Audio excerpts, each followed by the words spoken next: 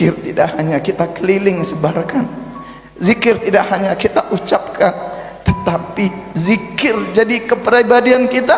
Karena kalau sudah zikir jadi kepribadian kita, maka hidup selalu dengan zikir. Detak jantung, halak napas, desir nadi kita zikir. Bicara kita zikir, diam kita zikir, diam kita berzikir.